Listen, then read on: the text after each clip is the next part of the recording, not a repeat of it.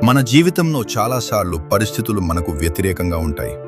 ప్రార్థించినా సమాధానం రావట్లేదని అనిపిస్తుంది. కానీ నిజమైన విశ్వాసం అంటే ఏమిటో చెప్పే ఒక చిన్న కథ వినండి. ఒక చిన్న గ్రామంలో ఒక రైతు ఉండేవాడు. ఆ రైతు పేరు రామయ్య. రామయ్యకు ఒక చిన్న పొలం మాత్రమే ఉంది. అదే అతని కుటుంబానికి జీవనాధారం. ఒక సంవత్సరం చాలా పెద్ద ఎండ వచ్చింది. రోజులు గడిచాయి, వారాలు గడిచాయి. కానీ ఆకాశంలో ఒక్క మేఘం కూడా కనిపించలేదు. గ్రామంలోని రైతులందరూ నిరాశపడ్డారు. ఈ సంవత్సరం పంట ఉండదు అని అనుకున్నారు. కానీ రామయ్య మాత్రం ప్రతి ఉదయం పొలానికి వెళ్లి దేవునికి ప్రార్థించేవాడు. ప్రభూ, నాకు వర్షం ఇవ్వండి, నేను మీ మీద విశ్వాసం పెట్టాను. గ్రామంలోని కొంతమంది అతన్ని చూసి నవ్వారు. వర్షం లేదు, కానీ ఈయన ప్రార్థిస్తున్నాడు అని అన్నారు.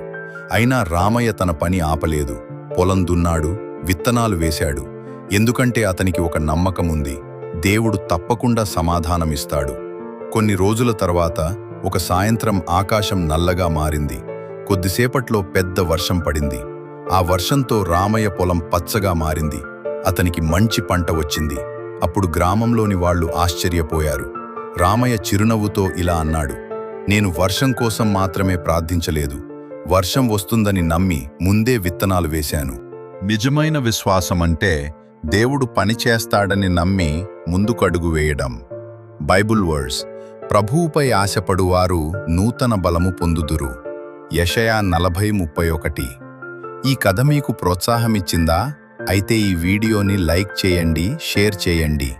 ప్రతిరోజు ఇలాంటి దేవుని కథలు వినాలంటే ఛానల్ని సబ్స్క్రైబ్ చేయండి.